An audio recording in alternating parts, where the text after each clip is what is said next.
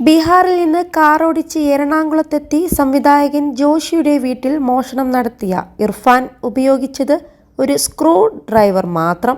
ആളുകളുള്ള വീടുകളിൽ കയറി ആരുമറിയാതെ മോഷണം നടത്തുന്നതിൽ വിദഗ്ധനാണ് ഇർഫാൻ. അതീവ സുരക്ഷയുള്ള പാർപ്പിട മേഖലകളിലും മോഷണം നടത്തി മുങ്ങും. ഇന്റർനെറ്റിൽ പ്രദേശം തിരഞ്ഞു കണ്ടെത്തിയ ശേഷം ബീഹാറിൽ നിന്ന് കാർ എടുത്ത് പുറപ്പെടും. സമ്പന്നരുടെ കേന്ദ്രങ്ങളെക്കുറിച്ച് ആദ്യം പഠിക്കും.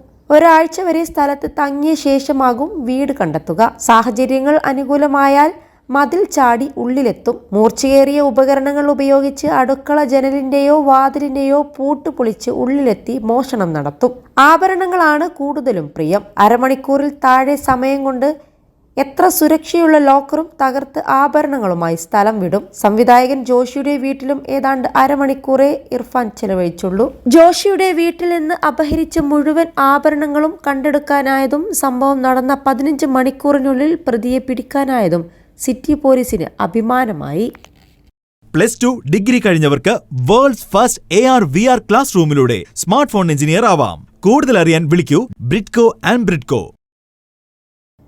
പ്രതി ഇർഫാൻ പനമ്പിള്ളി നഗറിലെ ഒരു ബിരിയാണി ഹൗസിൽ നിന്ന് മട്ടൻ ബിരിയാണി കഴിച്ച ശേഷം പിന്നീട് പോയ സൗത്ത് പാലത്തിന് സമീപമുള്ള പെട്രോൾ പമ്പിലായിരുന്നു. അവിടെ നിന്ന് 2000 രൂപയുടെ പെട്രോൾ അടിച്ച ശേഷമാണ് കാർ പാർക്ക് ചെയ്തത്. പിന്നീട് ക്രോസ് റോഡുകളിൽ ഒന്നിലൂടെ നടന്ന് ജോഷിയുടെ വീടിരിക്കുന്ന 10th ക്രോസ് റോഡിലെ 10B ഭാഗത്തെത്തി. നടത്തിച്ചു തന്നെയാണ് പോലീസ് ഇർഫാനെ കൊണ്ടുവന്നതും.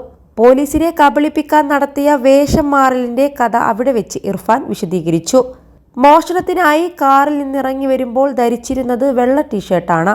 അത് കളിസ്ഥലത്ത് ഊരിവെച്ച് ഉള്ളിലെ മെറൂൺ ടീഷർട്ടുമായി റോഡിന് ഇടതുവശത്തെ വീടുകളിലൊന്നിലേക്ക്, ഏറ്റവും അറ്റത്തുള്ള മുത്തൂറ്റ് ജോർജ് അലക്സാണ്ടറിന്റെ വീടിന്റെ മതിൽ ചാടി അകത്തേക്ക്. താമസമില്ലാത്ത അവിടെ പക്ഷേ എല്ലാ ജനലുകൾക്കും ഗ്രില്ലുണ്ടായിരുന്നു.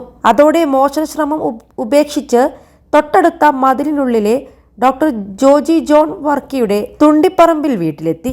അകത്തു കടക്കാനുള്ള പഴുത് കിട്ടാത്തതിനാൽ അവിടെയും പരാജയപ്പെട്ടു. മൂന്നാമത്തെ ശ്രമം ജോഷിയുടെ വീടിനോട് ചേർന്നുള്ള ജോയ് സി അഗസ്റ്റിന്റെ വീട്ടിലായിരുന്നു. ഏറ്റവും ഒടുവിലാണ് ജോഷിയുടെ വീട്ടിലേക്ക് കയറിയത്.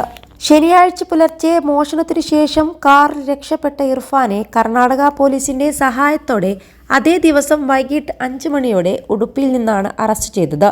മോഷണത്തിന് മാത്രമായി മുഹമ്മദ് ഇർഫാൻ കാറിൽ കൊച്ചിയിലെത്തുകയായിരുന്നു. ബീഹാറിലെ സീതാമർഹിയിലെ ജില്ലാ പരിഷത്ത് അധ്യക്ഷൻ എന്ന ബോർഡ് വെച്ച കാറിലായിരുന്നു വന്നത്. CCTV ദൃശ്യങ്ങളിൽ നിന്ന് രജിസ്ട്രേഷൻ നമ്പർ തിരിച്ചറിഞ്ഞ ശേഷം നടത്തിയ അന്വേഷണത്തിൽ ഉടുപ്പിക്കടുത്ത് കോട്ട സ്റ്റേഷൻ പരിധിയിൽ കാർ കണ്ടെടുക്കുകയായിരുന്നു. തടഞ്ഞു നിർത്തിയുള്ള പോലീസ് പരിശോധനയിലാണ് മുഹമ്മദ് ഇർഫാൻ പിടിയിലായത്.